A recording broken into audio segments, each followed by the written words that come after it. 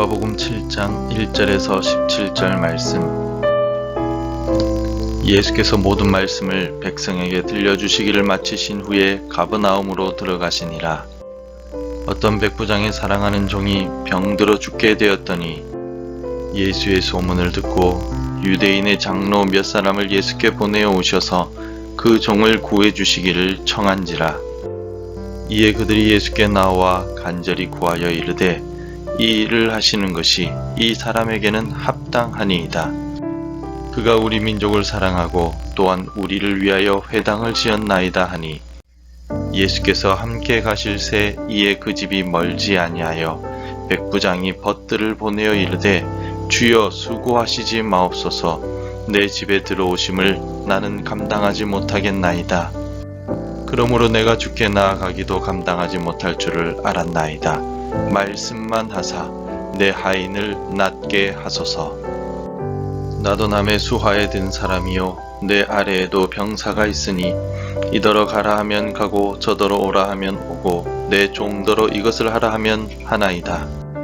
예수께서 들으시고 그를 놀랍게 여겨 돌이키사 따르는 무리에게 이르시되 내가 너희에게 이르노니 이 이스라엘 중에서도 이만한 믿음은 만나보지 못하였노라 하시더라. 보내었던 사람들이 집으로 돌아가 보매 종이 이미 나아 있었더라. 그 후에 예수께서 나인이란 성으로 가실새 제자와 많은 무리가 동행하더니 성문에 가까이 이르실 때에 사람들이 한 죽은 자를 메고 나오니 이는 한 어머니의 독자요 그의 어머니는 과부라. 그 성에 많은 사람도 그와 함께 나오거늘 주께서 과부를 보시고 불쌍히 여기사 울지 말라 하시고 가까이 가서 그 관에 손을 대시니 맨 자들이 서는지라.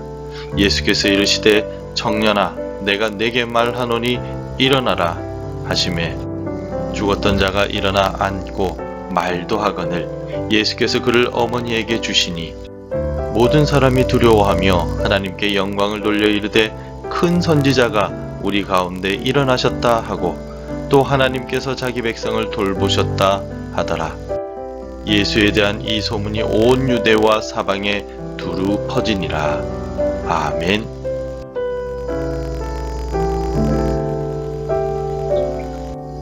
마태복음 21장에서 예수님은 두 아들에 대한 이야기를 해주십니다. 아버지께서 두 아들들에게 포도원에 가서 일을 하라고 말합니다. 첫째 아들은 아버지의 말씀을 듣고 네 알겠습니다 라고 대답하였지만 실제로는 가서 일하지 않았습니다. 그러나 둘째 아들은 처음에는 싫습니다 라고 대답하였다가 이후에 뉘우치고 포도원에 가서 일하였습니다. 이 둘 중에 둘째 아들이 결국 아버지의 말씀대로 행하였고 아버지의 뜻대로 순종하였습니다. 진정한 제자는 말씀을 듣고 삶에서 실천하는 사람이라고 예수님이 말씀하십니다. 예수님께서는 우리에게 나를 따라오너라 라고 말씀하시며 제자로 부르셨습니다. 그리고 예수님의 제자로서 말씀을 듣고 그대로 삶에서 실천하는 제자가 되라고 말씀하십니다. 예수님께서는 말씀을 삶에서 실천하기 위해 가장 먼저 자신을 돌아볼 것을 명령하십니다. 본문의 41절에서 어찌하여 형제의 눈 속에 있는 티는 보고 내 눈 속에 있는 들보는 깨닫지 못하느냐라고 말씀하십니다. 예수님께서는 다소 과장된 듯한 이러한 표현을 통해서 너무나도 현실적인 말씀을 하고 계십니다. 자신의 모습은 살펴보지 않으면서 남을 비판하고 비난하는 일은 너무나도 우리가 쉽게 합니다. 남에게 있는 티라고 하는 것은 우리 눈으로 쉽게 보기도 힘든 나무 부스러기를 의미합니다. 집중해서 봐야 겨우 볼만한 남의 티는 집중해서 잘도 찾아내면서 집의 틀을 잡아주는 큰 나무인 들보와 같은 자신의 잘못된 모습은 보지 못한다라고 예수님께서는 말씀하고 계십니다. 사람의 눈은 원래부터 앞을 향해 있고 다른 사람들을 향해 있습니다. 그래서 다른 사람은 잘 살피는데 자신을 살피기는 힘든 구조인 것은 사실입니다. 하지만 주님의 제자들은 이러한 한계를 극복하고 자기 자신을 돌아볼 수 있어야만 합니다. 예수님의 제자로서 삶에서 말씀을 실천하기 위해서는 가장 먼저 나 자신을 돌아보아야만 한다는 것입니다. 오늘날 그리스도인들이 세상 속에 영향력을 가지지 못하고 빛과 소금이 되지 못하는 이유는 세상은 잘 비판하고 이렇게 살아야 한다라고 교훈을 하지만 정작 나의 들보는 돌아보지 못하고 나는 말씀대로 살지 못하는 데 있습니다.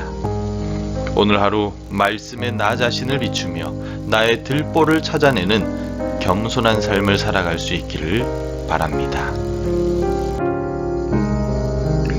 자신의 모습을 먼저 살피는 예수님의 제자는 삶에서 말씀을 실천하여 열매를 맺는 사람이기도 합니다. 44절 말씀에서 나무는 각각 그 열매로 아나니 가시나무에서 무화과를 또는 찔레에서 포도를 따지 못하느니라 라고 예수님 말씀하셨습니다. 예수님의 진짜 제자인지 아닌지는 열매, 즉 그 행동과 결과로서 알 수 있다라고 예수님은 말씀하십니다. 결과적으로 나타나는 것이 곧 그 사람의 신앙의 크기라는 뜻이기도 합니다. 당시의 종교 지도자들은 표리부동한 사람들이었습니다. 겉으로는 경건한 척하였지만 그들의 속에는 재물에 대한 욕심이나 명예에 대한 욕심으로 가득 차 있었습니다. 하나님의 말씀을 자신들의 욕심을 채우는 도구로 사용하였다는 것입니다. 그러나 좋은 열매를 맺는 좋은 나무인 예수님의 진짜 제자는 예수님을 닮은 사람으로서 예수님처럼 사랑을 베푸는 사람입니다. 나의 욕심이 아니라 다른 사람의 행복을 위해서 자신을 희생할 줄 아는 예수님의 삶의 방식을 닮은 사람입니다. 나를 통하여서 예수님의 사랑이 드러나는 열매 맺는 하루가 되시기를 바랍니다. 예수님은 오늘 말씀을 통하여 듣는 것에서 그치지 말고 삶에서 실천할 것을 말씀하십니다. 너무나도 많은 그리스도인들이 듣기는 좋아하지만 말씀대로 살아가는 삶을 힘겨워합니다. 왜 그럴까요? 말씀을 들어도 여전히 나의 고집과 생각이 말씀보다 중요하다고 생각하기 때문입니다. 말씀을 듣고 그 말씀에 내 삶을 맡겨야 하는데 말씀을 들었음에도 불구하고 내 방식대로 살아가려고 고집하기 때문에 우리는 말씀의 열매를 맺지 못하는 그리스도인이 될 수밖에 없습니다. 갈릴리 호수에 풍랑이 치는 가운데 갈릴리 출신의 어부들이 아무리 배를 움직이려고 해도 풍랑을 벗어날 수가 없었습니다. 자신들의 방식과 자신들의 지식으로 해결하려고 아무리 애를 써도 풍랑 하나를 벗어날 수가 없었다는 것입니다. 하지만 그 배 안에 함께 계신 예수님을 깨우고 주님께 배를 맡겼을 때 풍랑이 잠잠해졌음을 우리는 기억해야 합니다. 내 삶이지만 내 소유의 삶이 아닙니다. 내 삶은 예수님 소유의 삶입니다. 왜냐하면 예수님께서 십자가의 죽으심으로써 자기 목숨으로 내 삶을 대신 사셨기 때문입니다. 이제는 내 인생을 내가 움직여 가려고 애쓸 필요도 이유도 없습니다. 다만 주께 내 인생을 맡겨야만 합니다. 그리할 때 우리 주님께서 안전하게 내 인생을 이끌어 가십니다.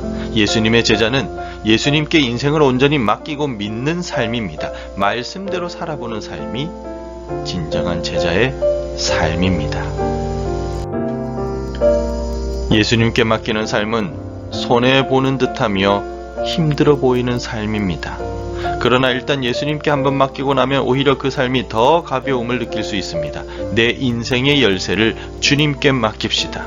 마태복음 11장 30절에서 예수님은 이는 내 멍에는 쉽고 내 짐은 가벼움이라 하시니라 라고 말씀하셨습니다. 예수님의 멍에 말씀대로 살아가며 예수님께 인생을 맡기는 것이 더 쉽고 가볍다는 것을 기억해야 합니다.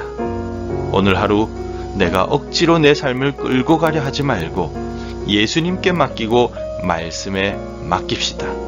그리할 때 아름다운 제자의 열매를 맺을 수 있을 것입니다. 기도하겠습니다. 하나님 아버지, 지금껏 우리는 말로만 주님께 맡긴다고 고백해왔음을 회개합니다. 삶의 실천이 있어야 하며 내 삶을 예수님께 온전히 맡겨야 하는데 여전히 내가 내 삶을 쥐고 살아왔습니다. 오늘 하루 먼저 나 자신을 돌아보게 하시고 말씀 속에서 열매 맺는 삶이 되게 하시며 우리 주님께 내 삶을 온전히 맡기는 하루가 되게 도와주옵소서. 선한 목자 되신 주님께서 쉴만한 물가와 푸른 초장으로 인도하여 주시옵소서. 예수님의 이름으로 간절히 기도드립니다. 아멘. 함께 기도해 주시기 바랍니다. 예수님께 내 삶을 온전히 맡기도록 믿음을 주소서. 한 주간의 삶을 말씀과 기도 속에서 살아가는 우리 가족이 되게 하소서. 우리 교회와 한국교회를 지켜주셔서 삶으로 예수 그리스도를 나타내게 하옵소서. 오늘도 말씀과 기도로 하루를 시작하시기를 바랍니다.